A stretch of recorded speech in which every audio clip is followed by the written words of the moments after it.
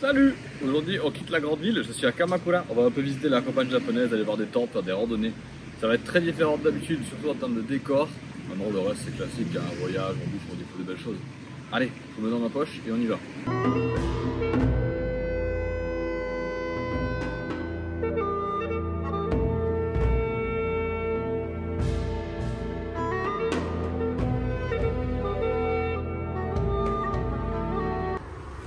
Je viens d'arriver à Kamakura, une petite ville un peu située au sud de Tokyo, à peu près 1h30 du centre-ville, quelque chose comme une demi-heure de Yokohama je crois. Et c'est une ville qui est très connue pour deux choses. D'une part, il y a beaucoup de temples, notamment la grande statue du Bouddha qui est également en temple en réalité. Et c'est également très connu pour ses momiji, la saison où les feuilles d'érable vont commencer à rougir et ça donne des super beaux spectacles. On est censé être mi-novembre, donc c'est censé être la pleine saison. Malheureusement, il fait encore très chaud à Tokyo, il fait 17 degrés aujourd'hui pour vous dire. Donc je ne suis pas sûr qu'on en verra. Je vais sûrement beaucoup visiter de temples sur toute la journée. Je vais aller manger à gauche, à droite aussi, voir ce qu'il y a à faire ici, ce qu'il y a de joli, d'intéressant. Et je vous prendrai des belles images, des belles photos. Mon avis, plus vidéo contemplation que blabla.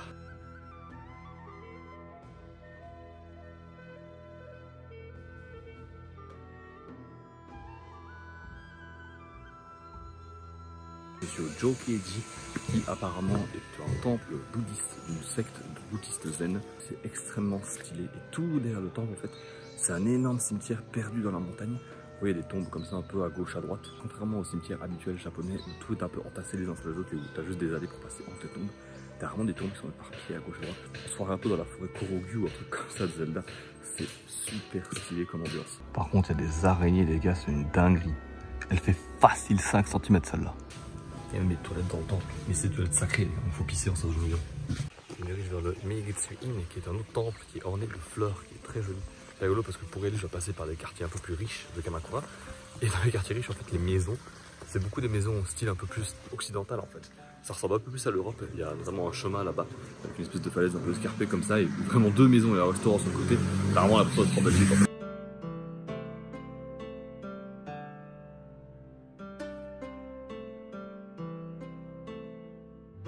Il y a un enclos à lapins dans le temple. Il y a des petits lapins qui sont cachés là-bas derrière. C'est un mot genre, je sais sûrement pas lire. Mais en gros, c'est écrit si les lapins ne sont pas là, c'est qu'ils sont sur une autre étoile. Alors, d'où ça vient? Bah, c'est parce que, comme le montre le petit panneau ici derrière moi, elle l'explique en fait. Il y a une légende au Japon qui dit que les lapins vivent sur la lune et fabriquent du mochi. Je sais pas du tout d'où vient cette légende, mais c'est une légende assez rigolote. Et c'est vrai qu'on en parle assez rarement, j'en ai même entendu parler nulle part. Donc voilà, si jamais vous venez ici, il y a des lapins et vous savez qu'ils font du mochi sur la lune.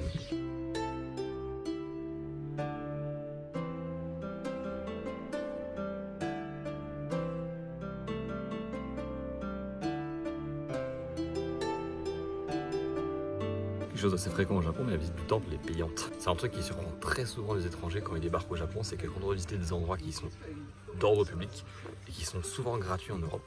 Bah, ici c'est payant, notamment les parcs, les jardins de fleurs, les temples, il y en a beaucoup qui sont payants. C'est pas tous, il y a quand même énormément de choses qui sont gratuites, mais dès que c'est un truc un peu connu ou quoi, ils foutent un guichet à l'entrée et tu dois payer une pièce pour rentrer. Typiquement la montagne aux singes, comme on avait été voir avec Zimou, à la base c'est juste une montagne. Bon, ils ont mis un centre d'élevage de singes au sommet, et bah du coup ils ont fait payer l'entrée. Ici le temple, même chose, il est devenu un peu renommé, il y a des jolies plantes qui poussent toute l'année et donc il faut les entretenir. Et donc du coup c'est devenu payant. C'est pas quelque chose qui est choquant et en général c'est pas très cher, c'est quelques euros. Mais ça peut souvent surprendre quand on se dit bah je vais aller visiter un truc et puis on arrive à rentrer on a dit ah bah il faut sortir une pièce. C'est un peu spécial. C'est la première fois que je vais comme ça à la campagne japonaise et en fait ça permet vraiment de se rendre compte de la topographie du pays. Pour ceux qui ne savent pas là-bas au Japon, là-bas c'est juste une chaîne de montagnes qui sort de la mer comme ça. C'est montagneux partout. Là où à Tokyo ça se ressent pas parce que forcément Tokyo c'est plat et c'est pour ça que les gens sont s'y installés il y a des milliers d'années en fait. Bah ici, dès que tu sors un peu de Tokyo, c'est des chemins et des pentes partout. Genre typiquement, là j'ai suivi la route principale un petit peu parce que j'ai 2-3 points où je dois aller visiter. Mais dès que je quitte le chemin principal, bim, il y a un chemin qui monte, bim, il y a un escalier, il y a un truc. À part si tu suis la route principale qui a été faite pour ça, tu peux pas faire 30 mètres sur du plat. Dû à la nature, les Japonais ils ont adapté leur façon de construire et leur endroit où ils habitaient. Parce que typiquement ici, à cause du chemin qui monte comme ça, c'est plus dur de construire. Mais là où nous on sait le faire en Europe, ici quand tu couples ça au séisme et compagnie, c'est impossible. Tu construis une maison là-dessus, dans 20 ans, gros max, elle est pétée. Et encore, si elle tient 20 ans, t'as vraiment de la chance.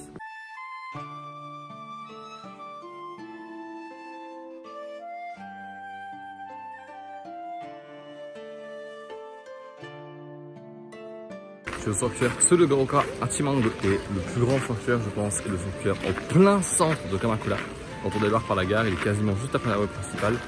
Il y a un monde, mais de bataille. Je viens du sommet là parce que je fais le chemin pour le nord. Il y a énormément de petites filles et de petits garçons en kimono. Alors je ne sais pas pourquoi. Je sais pas si c'est une fête particulière ou quoi, c'est mon site. Et il y a plein des trucs qui ressemblent à des scouts. Genre ils ont une espèce de foulard de couleur et ils se promènent sur ça. Je sais pas si c'est des scouts, une école, un club, pour ça, mais dans une activité où ils cherchent des points sur une carte. C'est la première fois que je vois des espèces de rassemblement de gamins comme ça, de scouts ou un truc comme ça au Japon. Je pensais que ça n'existait pas. Peut-être que ça n'existe pas à Tokyo en fait, mais qu'en dehors ça existe.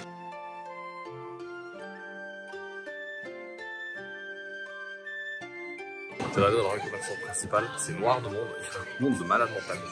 Et si je cherche un truc à bouffer, je vais m'installer pour bouffer quelque chose. Je sors de Kaisenman, encore une fois, c'est ma bouffe préférée je pense. Donc des bols de fou furieux avec 1000, je sais pas encore lequel je vais prendre, mais j'ai pété le bide. J'en vois avec plein de sauces, etc. Ça fait méga grammes, ça fait trop envie.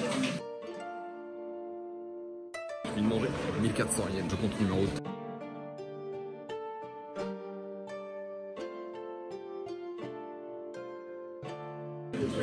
J'ai craqué, j'ai pris un dessert. Je me trouve un endroit tranquille pour me poser et les manger, je vous explique un peu ce qui se passe. Bon, j'ai réussi à trouver un endroit tranquille, c'est pas très joli, mais au moins je suis tout seul. Je vous explique un petit peu, vous avez peut-être remarqué, mais il y a énormément de monde à Kamakura. C'est un lieu qui est très touristique, mais étonnamment pour le tourisme interne. C'est-à-dire qu'il y a beaucoup de touristes japonais qui viennent à Kamakura pour visiter. La plupart, ils viennent évidemment comment pour voir les monotimes. Malheureusement, cette année, il fait très chaud et donc en fait, les feuilles sont encore toutes vertes un peu partout. Alors, la rue principale dans laquelle je viens de passer, quand je l'ai vu, en fait, c'était assez dur de trouver un truc à où manger, contrairement à ce qu'on pourrait croire. C'est beaucoup de street food en fait. C'est pour ça d'ailleurs que j'ai pris ces petits trucs là. C'est des espèces de pancakes on dirait. Alors j'en ai pris un fourré au Mont Blanc, donc il y a un marron dedans parce que c'est la saison des marrons au Japon. Et un au matcha. C'est méga bon, comme vous le voyez, il y a des gros morceaux de marron à l'intérieur. Ça se mange tout seul. C'est un espèce de gâteau cuit à la vapeur en fait. Donc c'est très léger, très mou, super bon. Il est déjà 1h là. Il commence à faire noir à 5h au Japon. Il me reste encore à aller voir au moins le Grand Bouddha. Il y a un temple, j'aimerais aller voir qui est de l'autre côté avec un espèce de petit trek en montagne qui est assez court, qui prend à peu près une petite demi-heure je crois. Et j'aimerais aller voir le bord de la mer. Donc ça veut dire qu'il me reste 4 heures d'avant pour faire tout ça. Faut que je me dépêche un petit peu sinon j'aurai pas trop le temps. Je suis à l'entrée du chemin. Il y a les quelques dernières maisons là-bas. Et vraiment, il n'y a rien d'autre. C'est la première fois que je suis autant perdu dans la campagne japonaise, mais c'est beaucoup trop stylé. C'est ça le sentier. Le sentier, c'est ça. Pour les gens qui sont pas bien dans la forêt, ça va être la merde. Mais je comprends pourquoi il n'y a personne en fait. Regarde la taille des marches, la taille de mes pieds, frère. Qu'est-ce que c'est que ça?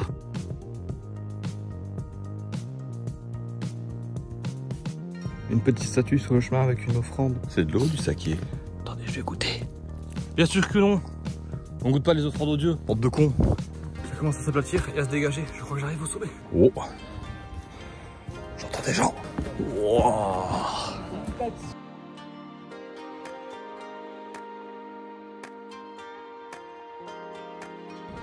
Incroyable. Vous voyez là-bas derrière?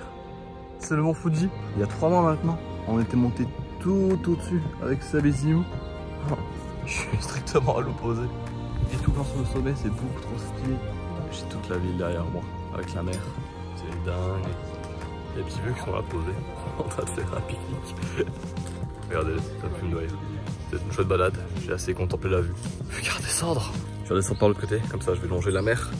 Et je vais essayer jusqu'au Grand Bouddha avant qu'il soit l'heure de fermeture. Là il est 14h, 14h10, un truc comme ça. Normalement je vais voir le temps, le Grand Bouddha ferme à 17h. On espère que ça pète pas la gueule parce que j'avoue que la descente c'est toujours plus compliqué que la montée. La montée c'est fatigant, la descente c'est dangereux. Les gars, il y avait un deuxième sommet avec une vue plus dégagée. Bon, on voit pas le mont Fuji parce qu'il est là-bas derrière les arbres. Mais d'ici on voit encore mieux la ville et on voit mieux la mer. Et il y a un phare aussi grand que ma... Mais mate la gueule du chemin frère. Ça c'est le chemin pour aller au top hein. Il y a un arbre et genre, regardez quand je m'approche. Là vous êtes autour de mes yeux. Et celui-là il est encore plus bas. Ça y est, 45 bonnes minutes de marche en forêt. À monter, descendre parce que le chemin il sait pas juste monter ou juste descendre.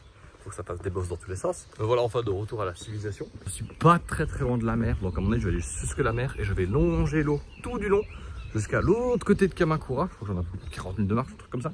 Et je vais aller voir le Grand Bouddha. Je vais arriver juste à temps parce que là il est quasiment 15h. Après le Grand Bouddha, genre c'est une statue.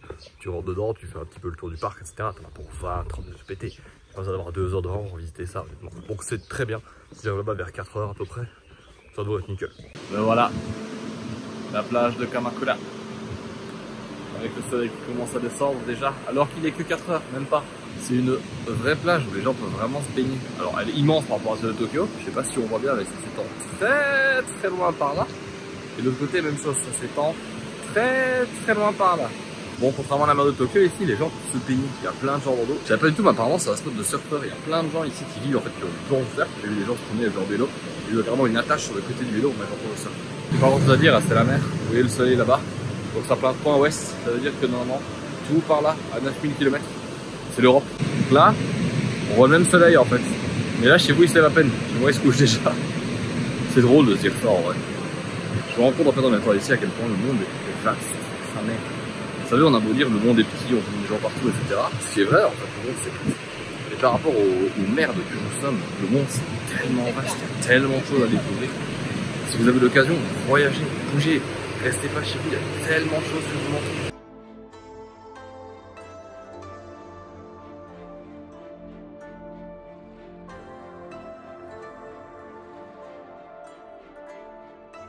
Le truc que je trouve le plus étrange quand même, c'est que ça sent pas la mer. Je sais pas comment dire, mais ça sent pas la mer, c'est très bizarre. J'ai l'habitude d'aller souvent au bord de mer, sur les plages, etc. Parce que ma famille avait un chalet justement au bord de plage. Il y a toujours, je trouve, une odeur un peu salée, un peu vaseuse, vous savez. Et il n'y a pas cette odeur-ci ici, je sais pas pourquoi. Même le sable, il sent pas. Peut-être que la concentration de sel est moins élevée, ou alors que... Je sais pas, peut-être que j'ai le Covid. Ça fait 20 minutes que je suis là assis dans le sable, j'ai la flemme de bouger. Je suis trop bien, ça m'apaise. La mer, le soleil.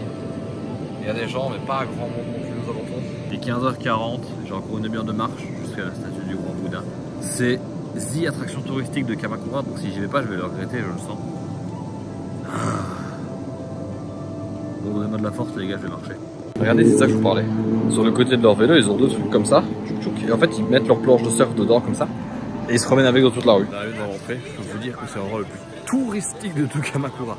La preuve en est, je vais passer par la rue principale là-bas qui mène de la plage à ici. Tout est écrit en anglais. Ça reste un incontournable de Kamakura, donc je vais quand même aller le voir. L'entrée c'est 300 yens je crois, donc ça fait genre 2 balles même pas.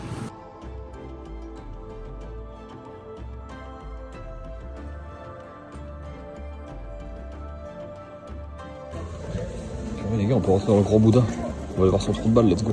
Nous voici donc devant le Grand Bouddha de Kamakura, qui est comme vous voyez une énorme statue en bronze de Bouddha. Qui, attention, n'est pas la plus grande du Japon, apparemment c'est seulement la deuxième plus grande du Japon. Elle fait quand même plus de 13 mètres, c'est quand même assez impressionnant je vous avoue. Et on peut visiter l'intérieur pour 50 yens supplémentaires. J'ai essayé d'aller voir, on voit rien parce qu'il fait tout noir donc je peux pas filmer, c'est pas la peine. Malheureusement. Le truc particulier de ce sanctuaire, c'est qu'il est écrit à l'entrée que qui que tu sois, quelles que soient tes croyances, tu entres sur des terres sacrées et tu dois donc y entrer avec respect. En fait, c'est des croyances qui viennent d'un ancien proverbe qui disait que quiconque vient prier ici Bouddha est considéré comme égal à n'importe quel autre individu et ne peut donc pas être jugé selon ses croyances, son appartenance ou son ethnicité. C'est un très beau message de respect en fait qui veut dire que qui qu'on soit, quand on vient ici, on doit se mettre dans la peau des autres et dans le respect de l'autre. C'est un peu un des principaux points de la religion bouddhique, c'est de pouvoir se concentrer sur soi-même et de respecter les autres comme si chacun était égal, mais c'est toujours un chouette rappel. Il y a énormément de monde, comme vous voyez, évidemment, ça reste très touristique. D'après ce que j'ai vu sur internet, par contre, c'était seulement 200 yens et 20 yens pour entrer dans le Bouddha.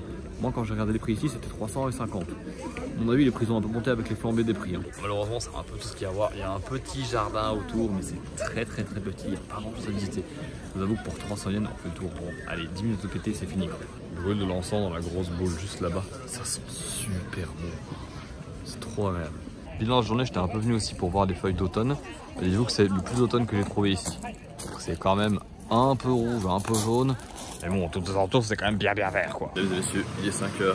Comme vous le voyez, la nuit commence à tomber. Je vous laisse donc sur ces images. Je vous dis merci encore une fois d'avoir regardé cette vidéo jusqu'au bout si vous êtes toujours là. Comme d'hab, abonnez-vous, mettez un pouce bleu, mettez un commentaire, dites-moi ce que vous en avez pensé. C'était une très chouette vidéo, je suis très content d'avoir découvert cette petite ville. Je vais essayer d'acheter un pain avant de rentrer parce qu'il y a des putains de boulangeries partout. Et j'en ai marre du pain du combini ou du pain du supermarché qui a pas de goût. Si je peux trouver un vrai bon pain, une vraie croûte qui croque sous la dent, je vous dis à la semaine prochaine. Gros bisous, merci et au revoir.